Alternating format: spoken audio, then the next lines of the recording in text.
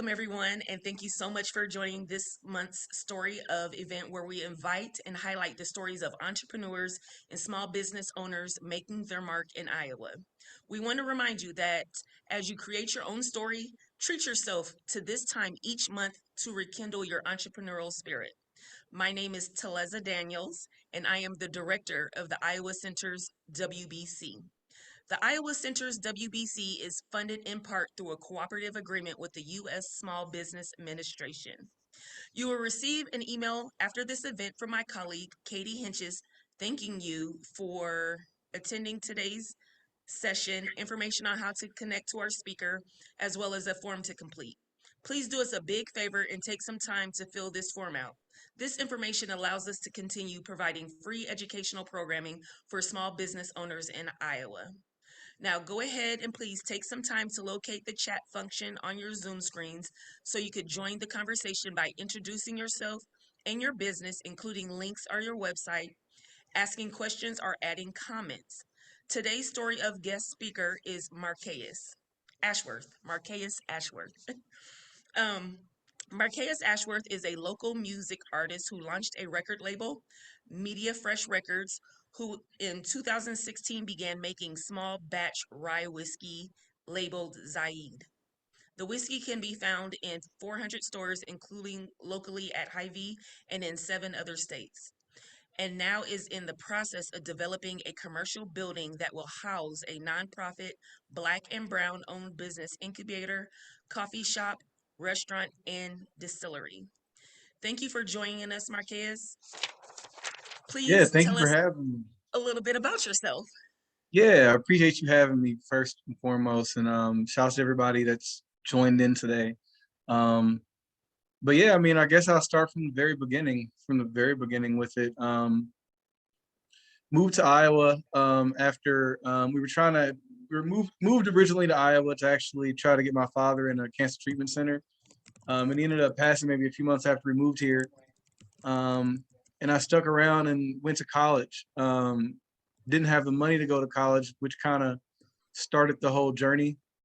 Um, I was an MC. I was battle rapping and everything all through high school and everything. And so I bought some equipment with a little money that I had and started recording different freestyles and songs in my dorm. And ended up selling them to try to get the money up for those tuition payments. Um, and it worked. I ended up selling about 10 about 10,700 copies. But maybe I probably handed out about 1,500 of them to get people kind of acclimated to what was going on. And so I ended up having a bunch more cash than I needed to pay that tuition bill that semester, and which kind of spread me up towards another thing. So I pressed up a merch line, was trying to sell that and trying to add on to the success of the mixtapes that I was putting out on campus.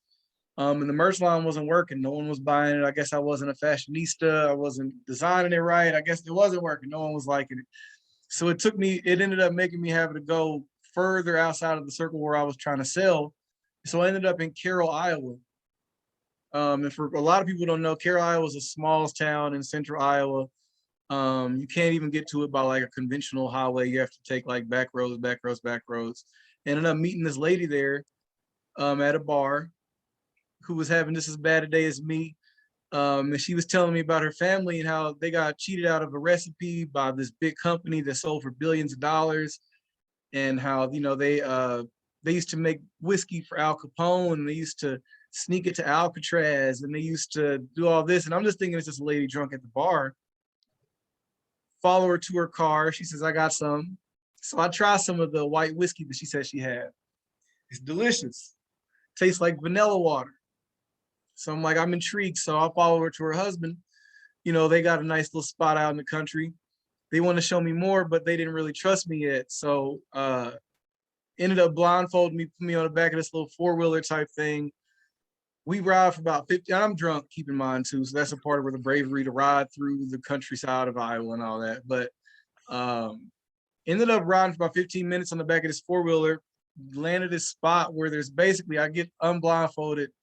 There's this spot where they've got two freights basically like buried up under each other and like welded, where it's like a two-level thing. And get in and there's barrels of whiskey, there's pictures of Al Capone, there's pictures of the grandma with different crime bosses, there's different receipts and pictures and bottles and yeast and all this different old stills. And so I'm like, I still got some cash on me. Keep in mind, I didn't spend all of it. So I took a portion of that money and I invested into learning how to actually like distill and how to actually on my own recreate some of those incredible recipes. And then I sat on it for about 5 years, about 4 or 5 years, because I was convinced that I was about to blow up and be a rapper. So I didn't really have time to, I just sold 10,000 copies of a mixtape. I don't have time to really focus on this liquor. I'm gonna invest in it, but I'm gonna wait on it. Started throwing festivals, started really, signing artists and putting out more mixtapes around town. And the turning point, I actually started doing a festival called Fresh Fest, which is supposed to be like Des Moines' premier hip hop festival. And I wasn't getting the support from the city that I wanted. I was basically breaking even. It would cost me like 20 grand to throw it, and I'd make like 21 grand. And so it was one of those things where it's like, yo, this isn't. And so I just thought about it, and I just reinvested the rest of that money that I had into actually taking those skills that I learned in college into actual bottling and into getting that rye and the renting space and taking through the first steps to being able to actually hit a shelf. And I knew I could hit those shelves because I'd already developed relationships as a musician. I was already performing in different Hy-Vees. I was already on different places. So I already had some of the relationships with some of the people that I knew I would need to actually make a retail brand work. And so a few months after that, well, not a few months, a couple years after that decision, buying bottles and buying labels, I launched this, which was the first edition. So this was actually my white whiskey, that first recipe that I learned, Ziyad White Rye. And so I started the company, named it Ziyad. It's named Ziyad after an African general. He was born a slave, bought his freedom, landed on the Rock of Gibraltar, took over Spain, and was known for being a fashionista. His famous quote when he landed on the Rock of Gibraltar, of course, was "Burn the boats," right? So he said, "We burn the boats. Defeat isn't an option." So I came to that point after this worked, where I knew that, all right, I got this extra money. How can I spin this back to like combine it with the music? So with Burn the Boats is also the name of my latest album. So the only place you could actually get the album was by buying the bottle. And so it was one of those things just to kind of drive sales and just try to create that cross energy. And so after that, I dropped that. And so I was still just basically statewide. And then like the corporate Hy-Vee structure kind of caught wind of how much volume I was moving through their products without really having that corporate conversation with them. And that led to the big deal where we did my biggest order at that point, where it was about 3,000 cases. And we distributed across 400, 500 stores in 7 states. And then that led to being able to invest into being able to set up a nationwide shipping apparatus. And so out of a warehouse in Florida, being able to ship nationwide all our products now. And I'm kind of breezing through it, and we can stop and Yeah. I was gonna say yeah, stop. Okay. Because my with bad. it, and plus I know your story, so Yeah, you're skipping over some major points. major. I know. My bad. First one, when you're in college, and you're doing the mixtape, you're doing the merch, Hmm. um, normally any human being, when you get a large amount of money, you're gonna go buy a car, you're gonna go on vacation, you're gonna buy a bunch of clothes.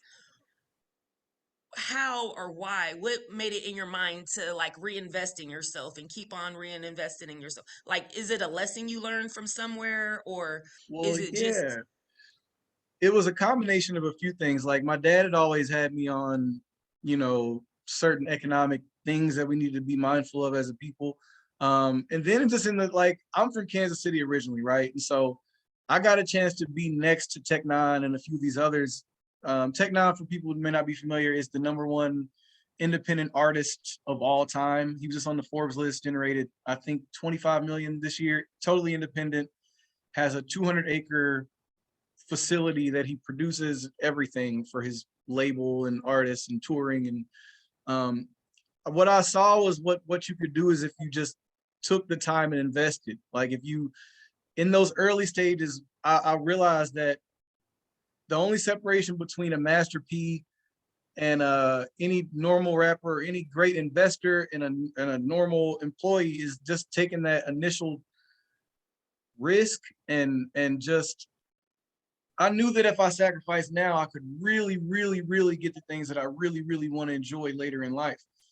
And And so, that is a number one lesson. I think a lot of small business owners, um, it's a lesson. You yeah, know, you have to take the risk, you have to invest in yourself, um, and you just have to go out there and try it. So now, while you're a rapper mhm, and doing the festivals, and now you have your liquor brands, you have the opportunity to sign with a label versus being independent. Please yeah. tell us that story. So my first, and don't I don't want to front like they were like the craziest like Justin Bieber level deals, but just my little.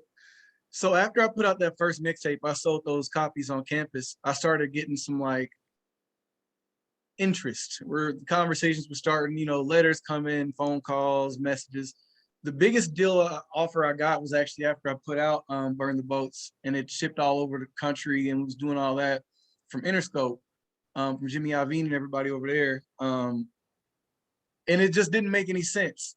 I mean, the thing is when you look at, for one, when you're especially dealing with a label, it's basically just a big bank, and you have to look at it like that. It's just, I didn't see a way that I'll be able to work with a label, and if I'm already able to make 100 grand, let's say I'm able to make 100 grand from a small batch release of my whiskey.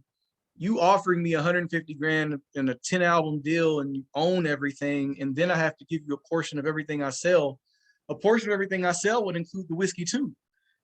And it just, if I can generate 100,000 from mixtapes, and I can generate more money from whiskey sales and do my own festivals, and I can tour myself, and I can shoot my own videos, and I can shoot my own talk shows, and I can broker my own deals. The only thing I really need a label to do is introduce me to like Charlemagne or like put me in a room with Jay-Z. Like, other than that, I can do everything that a label could do for me. And I don't see any other artists that are on shelf other than And 50 and Diddy and people that aren't dealing with the labels. And so, and so that's another very important business lesson. Of course, when people are interested in you or interested in your business and want to partner with you, I think a lot of the times we're like, yes, like, oh my God, somebody is excited about the same thing I'm excited with. But like for you, of course, a record label is a bank, aka they're just loaning you money they're and just you loaning have you to money. pay it back. Yeah, um but yeah, even when you're dealing with partnerships, you always have to evaluate your pros and your cons, because not all partnerships are the best partnerships for you. So that's just another lesson that I think we all need to pay attention to, um and just think of it. You know what, I love Burn the Boats. Like, burn the thank you. boats, defeat is not an option. I think that is probably going to be my mantra for the next year, um Yeah, that's because it's a life lesson. Sometimes with small business you have to like say like, I'm all in 100%, yeah, and I'm not willing to turn back. yeah, So now you've invested your money from the mixtape into your liquor business. yeah, How did you learn about the laws and the regulations and the paperwork and yeah, everything? Because we know, of course, well, you told me, I did not know, but Iowa is where all the good liquor came from or comes from. yeah. Well, And it's I one of those, you see, and you kind of touched on it just a minute ago, where it's in the relationships that you have and who you do decide to partner with, who you do decide to work with.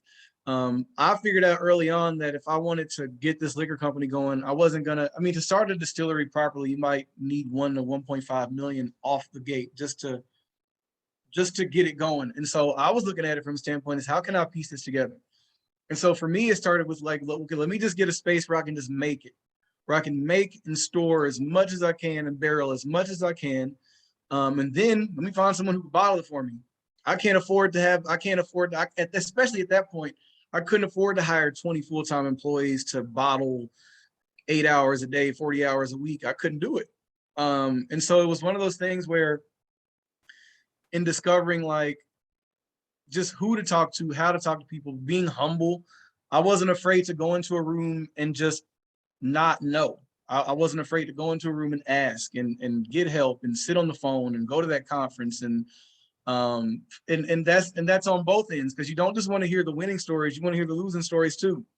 You want to find the people that failed, talk to them and say, yo, what did, and one of the earliest things that I learned was not to come out with 30 or 40 different variations of things, trying to keep up with orders for 30 to 40 different. I mean, the biggest thing in business, especially once you get going, is how do you properly upscale growth?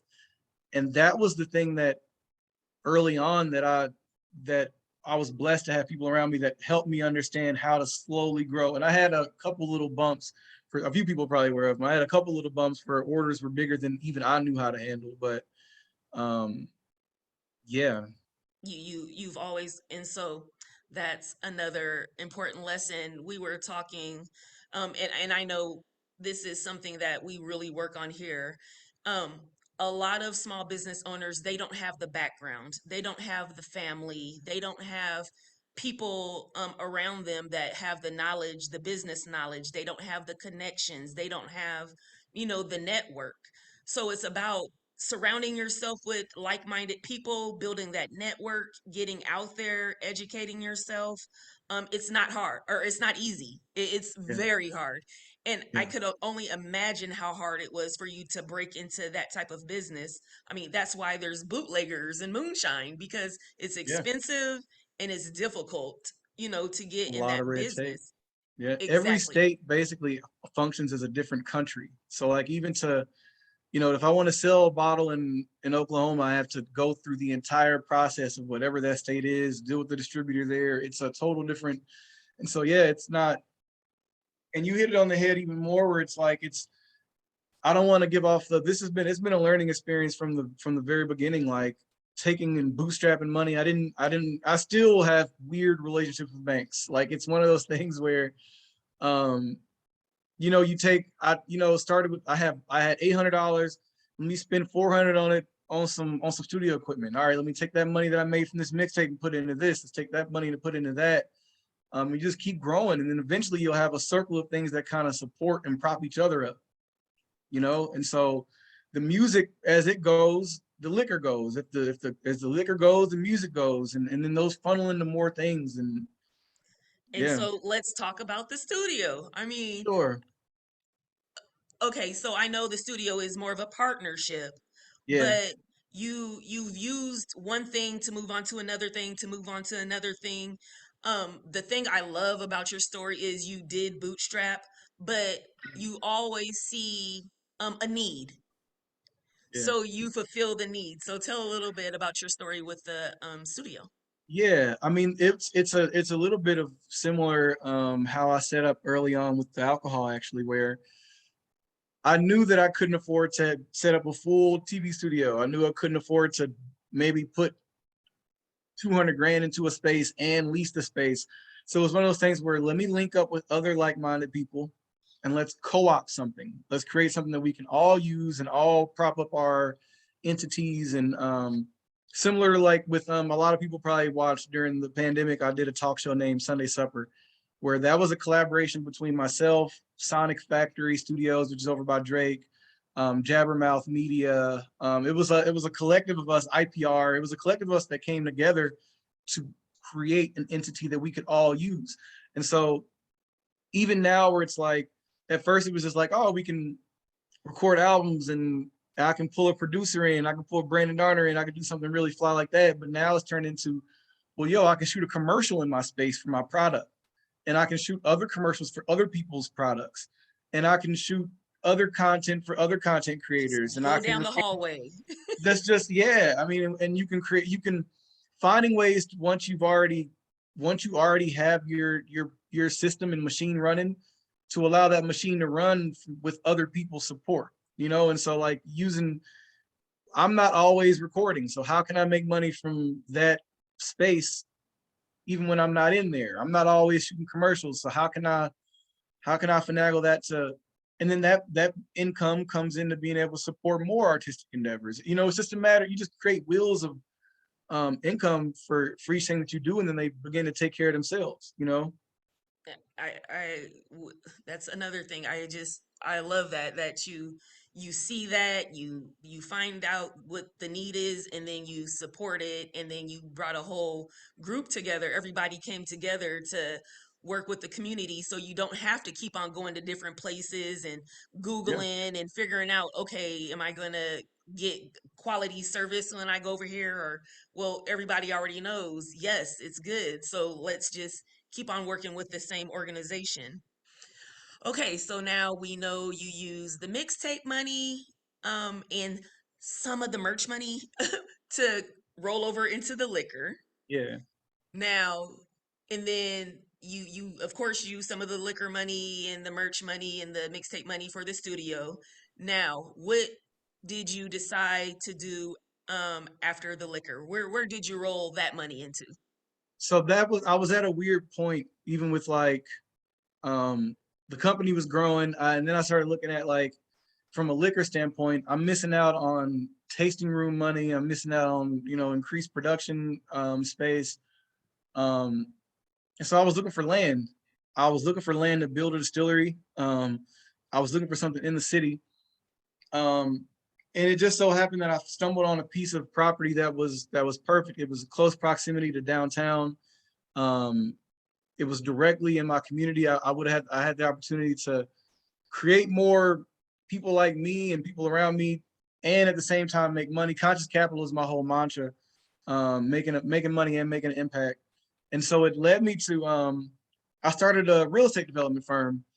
And with this piece of land that I found, that I worked with the Sixth Avenue corridor, submitted an idea of a concept, hired, obviously went into the process of hiring architects and bringing on other consultants and attorneys, um, just to make sure that everything would be presented right, and that I'd have a team that, you know, could bang against other established development firms in the city and state.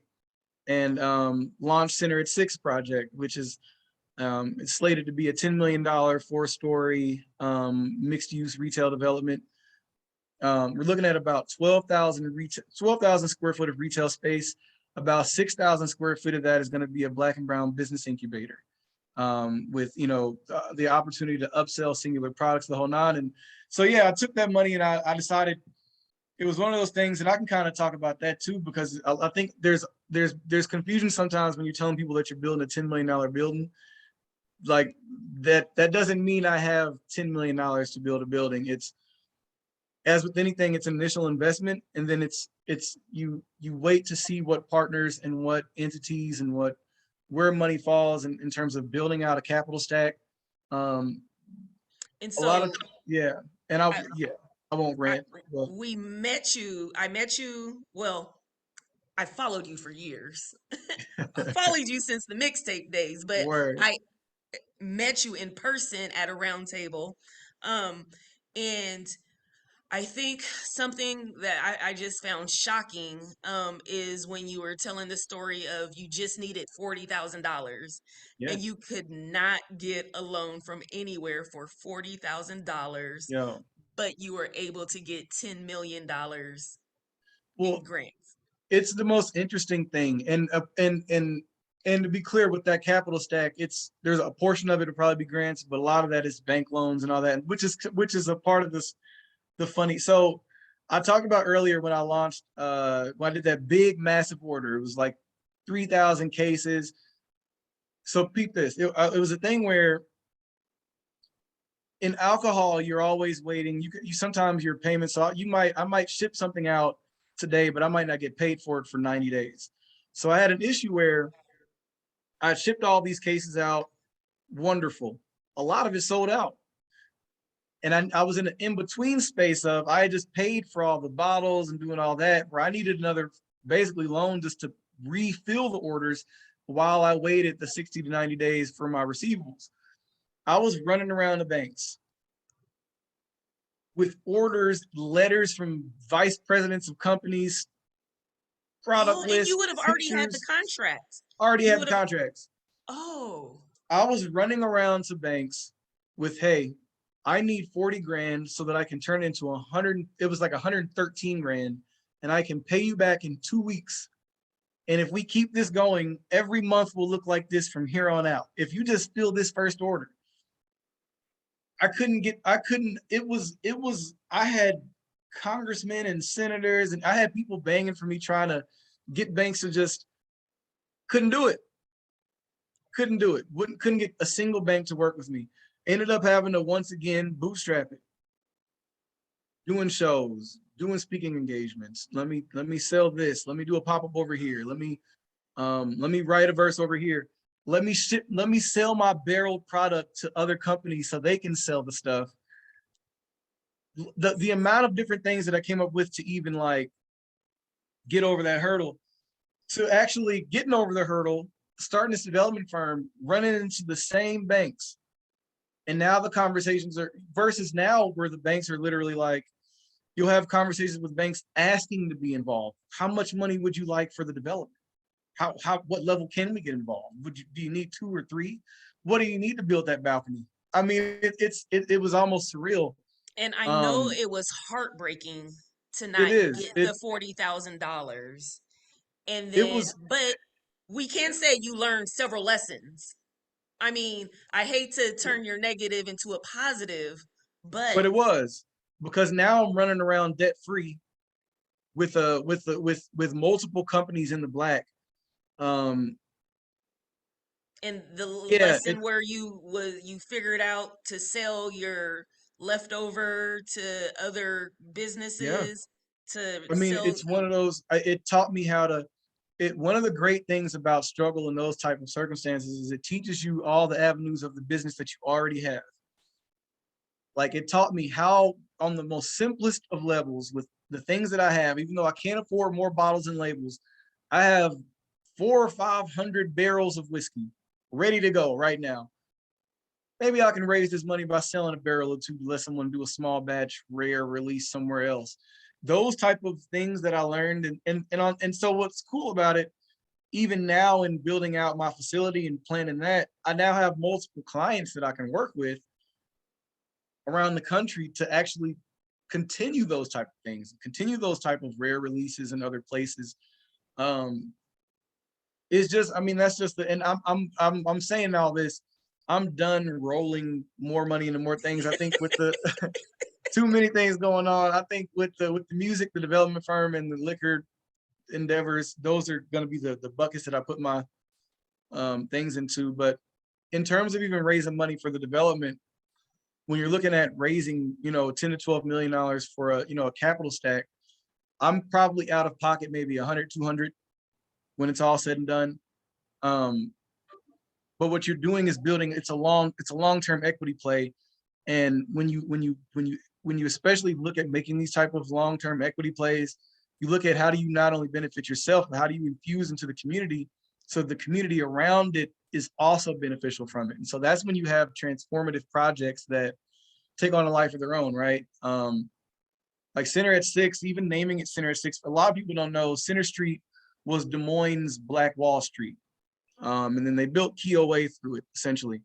Um, so naming it Center at Six, revitalizing and recapturing that energy of what was lost.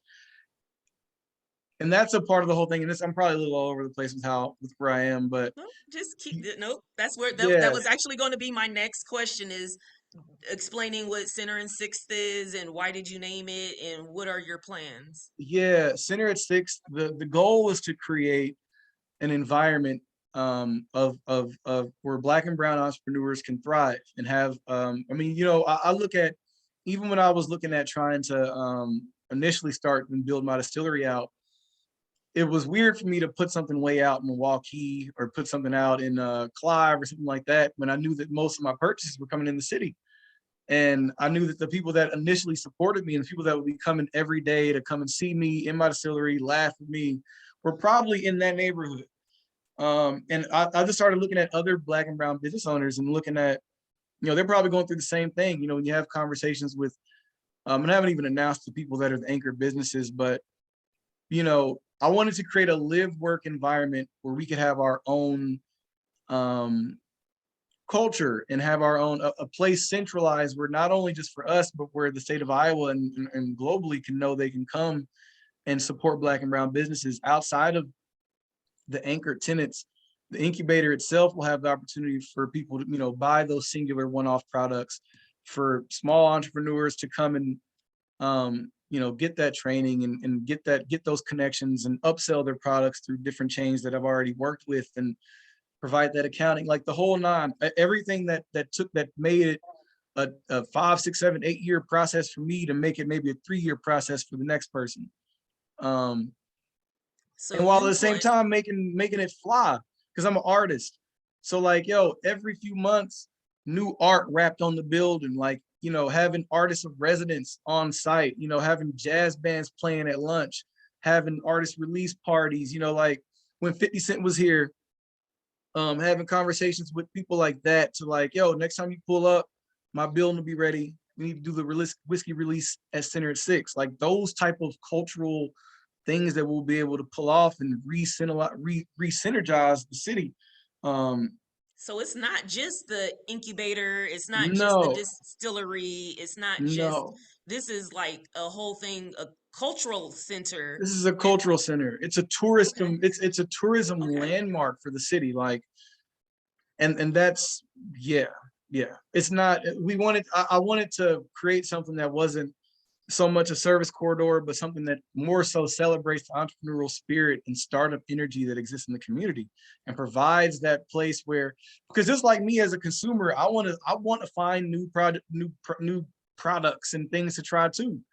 So putting that in a space where you can, yo, you can come and get a coffee, you can come and get some jerk chicken, you can come and try a new pop-up restaurant, you can get a new fly piece of apparel, you can get a new rare whiskey, you can go, I mean, you can live, you can eat, you can work, you can play. There's a festival probably happening out front, just to create that atmosphere. And we didn't, So you know, as a team, we didn't see this replicated anywhere else.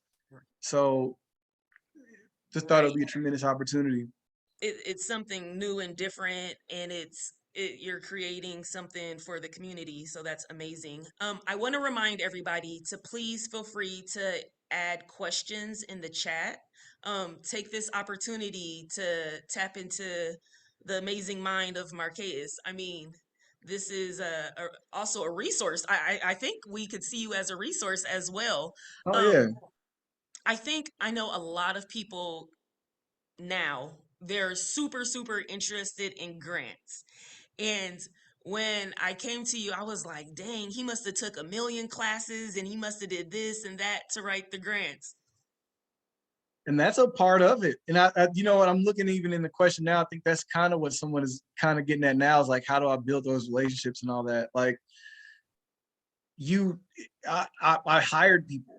Like I've networked with people. Like I knew spot on that I wasn't a grant writer. I'm a musician and a businessman. I didn't know a thing about writing grants. So I hired someone who was exceptional at writing grants.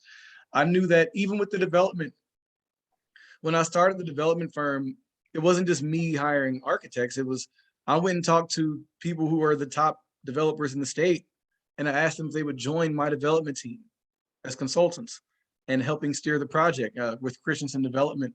Um, Even with liquor, where it's like, yo, I mean, with on every lane, I tried to align with people um, that know what they're doing. Just, and that's a part of, you know, being humble and saying, hey, will you help me with this? And I might not have all the money up front now, but I'll pay you more on the back end if it comes to fruition. Or coming up with ways that you can get your foot in the door to even make some of those relationships work. I mean, obviously, some of those you're going to have to maybe bootstrap it up and you know, pay those attorneys, especially attorneys and architects. Some of those things are things that you kind of have to just, you know, dole out. But I yeah, think, I mean, to be honest and true, we have to just accept the fact that small business owners, they're going to hear no. You're going to you're hear gonna no a hear nine lot. no's before you hear a yes. You're gonna hear nine no's before you hear a yes. That's just what it is. So I And you think have to. once you, no, I'll let you go. No, no, no. Yeah, I think we're both saying the same. Like, you got to develop that thick skin, and you have to take that burn the boats mentality. It's like, well, I'm here. I'm not going anywhere, and this is the only thing that I'm gonna. This is what I'm gonna do. And but at the same time, not being afraid. I think we kind of talked about this the other day too. Not being afraid to start over. Not being afraid to start anew. Like, it's not. There's nothing wrong with saying, you know, I'm 3 months into this. I think I'm 3 months into this in the wrong. Let me start over before you invest more time and resources into doing something the wrong way. And that kind of echoes back to at the beginning of your process, just making sure that you're seeking out that right advice and seeking out those right. Maybe it's not. Maybe when you get that no from that bank, maybe it's not walking away. Maybe it's saying, "Hey, well, what would make me more bankable in your system?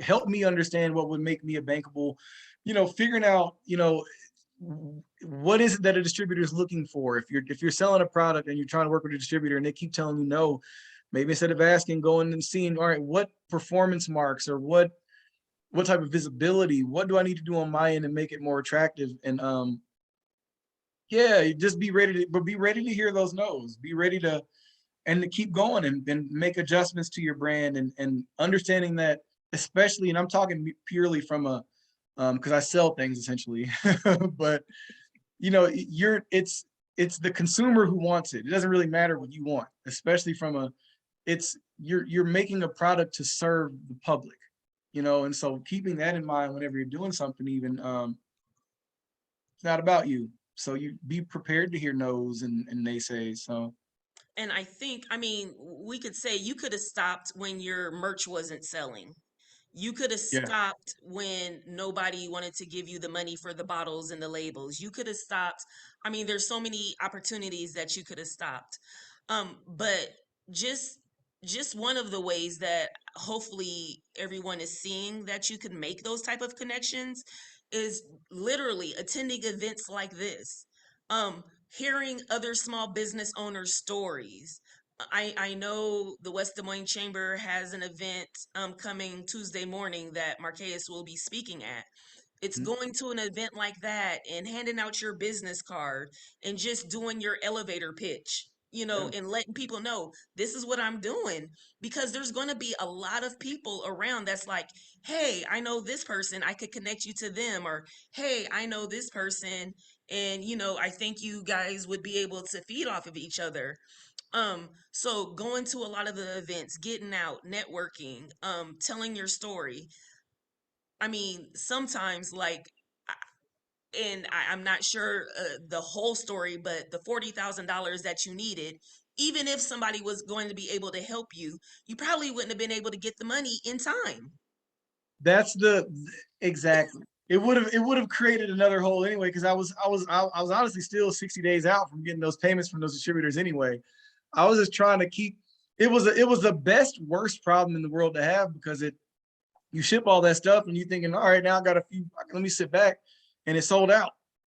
And see when you, it's like, oh, but no, that was a blessing in disguise for sure. Because I don't know if I had done all that banking and taken all those loans that I'd be in position, that I'd have been in position in time to pounce on that opportunity to start the development firm. And so, um, yeah, Okay, another question. Can you talk more about networking beyond the elevator pitch and handing out business cards?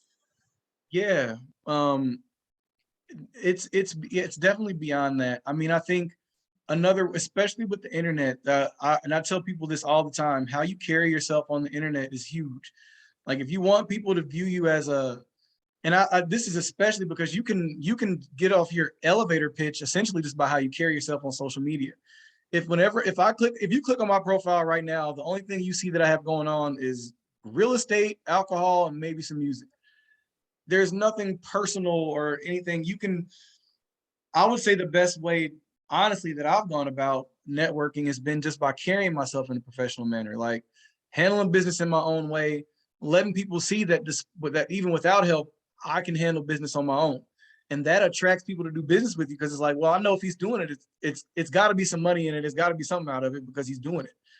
And so just carry yourself in a way that like you're already, you should carry yourself in a way like you don't need to make the elevator pitch, almost like your business is in a, and that's not to say that you're in some braggadocious, you remain humble, but that's just me personally, is just carrying myself in a way where it's, I won't, when my name comes up, people know that business is about to get done or that something is about to happen. And so So you're more of a social media marketer. You do for you sure. go to the chamber events, or do you go to, I have you don't done?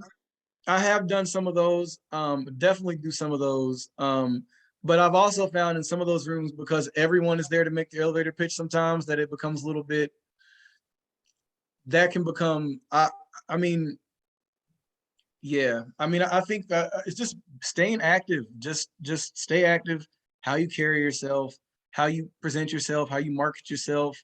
Um, and I don't want to, I can't stress that enough, because even without a product, you can still, even without having your business be ready, you can still appear to be business ready, and you can still carry yourself in a manner that, and so don't, I would definitely say take advantage of social media, take advantage of social media for sure. So, and I know I didn't ask you this question yesterday, but I'm very passionate about financials and making sure Sure. people have all of their figures together and that they stay ready. So when Yeah. an opportunity does come up, they have that stuff together.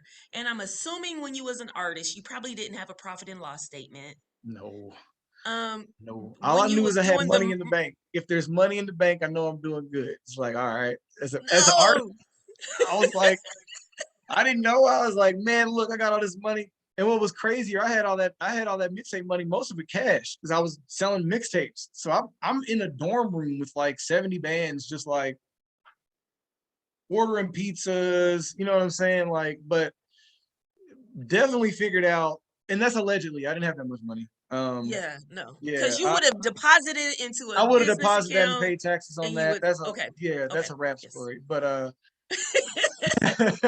So hold on, wait. So when you was doing the festival, you for sure had to keep your numbers together. that's when I started, because that's when I started like, oh, I got a sponsor. They want to see things. So I started figuring out on the fly, like, okay, I need to, and then after the biggest blessing. So like I had that phase of like, where it's like, all right, let me just keep a Excel sheet of what's going in, what's going out, what are my costs, what does all this look like? And then that led to where it's like, I'm not good at this. So let me find a CPA, let me find someone who will do for at least, maybe someone who will work. I think at that first time I had someone do 2 hours a month for me. And like they were charging like 50 an hour. Will you do 2 hours a month and just make sure my financials are right? Just look over them and just make sure that I'm doing right. Just make sure that I'm spending right. And then that's the biggest blessing that I've is, finding that CPA that'll do those couple hours a month for you. Maybe it's, I mean, even now where it's like, yo, 10 hours a month, please just look over everything, make sure that I'm not, make sure that 6 months from now that I won't be struggling to pay rent or be or be sitting in, And see, you I know, think that is one of the things that I learned about you and your journey is you understand what your capabilities are, and then you understand where you're just, that's not your lane. So so you know that up front.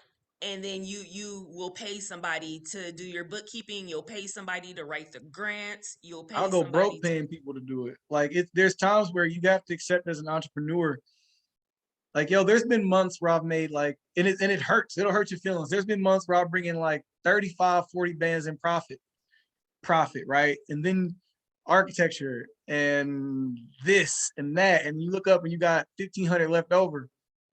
But to the average person, it's like, yo, you balling, like go crazy. But it's you're gonna have those times where it's like it's gonna cost you more to run your business the right way.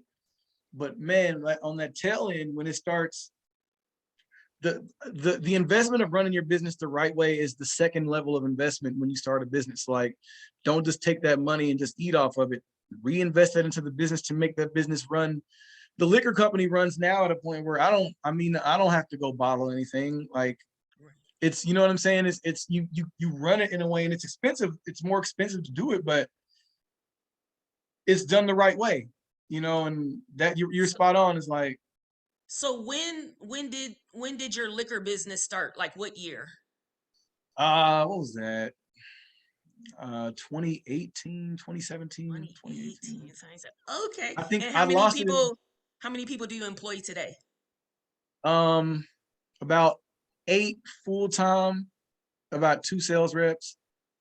And then obviously when we get to the with this new facility, that's a part of where it's like preparing for that stage of growth too, where taking on additional clients and, you know, doing different, yeah. But for now we're small and growing. But even with like the, so that's on the liquor side though, right? Because in the Right. development firm, there's also, you know, there's architects, there's attorneys, there's the whole, there's 2 separate groups of people that I'm that money goes out to. You know what I mean? And Right, so right, right, right. um yeah, so it's dope because, you know, and even now we're using alcohol profits to kind of keep development firm going until there's actual tenants in the building. That's a business you have to keep propping up. You know, that's one of those long-term type of plays. But yeah. So when the pandemic hit, did you face any challenges in any of your businesses? Yeah. You know what's funny? I was joking. I was sharing all those memes about the Suez Canal, that little blockage of the Suez or whatever. Yes. I was sharing all the memes, not knowing that my bottles was on a few of them boats. So That's what that you was get. one of the that no, it was literally karma, because it was one of those things where that was also a part of that bottle problem I had, because the price of bottles went up. I had to go to a different supplier for my bottles, and the cost were like an extra $2 a bottle, and that may not seem like a lot, but the extra $2 a bottle that cuts directly into profit margins. You know what I mean? And so, um, And I think Tafik was talking about it last month where a dollar, even a quarter is a huge even a difference quarter is because huge. yes, It's because huge. then not only is it that, but it's also the price of the labels going up. It's the price of The the shipping prices because of gas, like yes, even and a then you don't there's want to put that onto the customer. So what do you do? so what do you eat it? And that's the thing. Especially as a new company, y'all can't just say, "Oh, I'm gonna raise the price $10 because I need to keep eating." Like, no, I'm still building brand loyalty and still building that consumer base where you want them to trust that that price is going to be consistent or within a dollar of what it is, you know, depending on where they buy it. Even on top of that, there was a labor shortage. I mean, it was an interesting time to try to upscale a company, but you know, it was one of those things, because we survived it, we're stronger. Like we're almost invincible now as a result of it, because we learned to adapt. Um, and then the bottle prices went back down because the canal opened back. Like it was one of those things where at a certain point, with patience and, you know, it was scary. Don't get me wrong, because that growth put us in a place where, you know, you grow too fast, it could actually kill your company. You know, and so yeah. Um, so for there was a comment, cash is king. But I think, I mean, something that I try to teach a lot of small businesses is that debt is not always the best option. Of course, your company could have grew so much bigger, so much faster had you been able to receive the funds that you needed. But like I said, it's the lessons and it's your story and it's going to be your history. Yeah. Um, and I could talk to you for forever. So please make sure to ask the questions if you have them, because your story is amazing and I could go on Thank for you. days. Um, so before we run out of time, there's one thing that I always ask our speakers, and what's the one piece of advice would you give to the small business owners that are online today? Um, just don't give up. Just, you're gonna hear a bunch of no's. Just keep going. You have to believe in, nobody's gonna believe in your product probably but you. No one's gonna believe in it but you. So you have to put in that extra legwork to make people believe.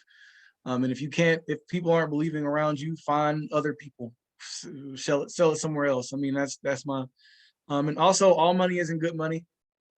Just, don't be so quick to bring on an investor early on. You don't know what the value of your company is for the first few years of the process. Don't be so quick to take on that high interest loan. Just grind it out. You may think that you need to be big and massive right now. You don't. You can make great money just doing it on a small scale, making it efficient, and putting yourself in a position to really grow at your pace. And that'd be my biggest piece of advice: is whatever you do, make sure that you're growing your company at your pace. Um, yeah, Um, so you have all your businesses, and then you have the real estate development that you have going up, Center mhm, and Sixth. mhm. What's next? What's next for Marquez? Because I know you have a plan. It's nothing. I'm just grinding all these out. I'm gonna continue on the path with these. I think I got enough popping right now. I think more music.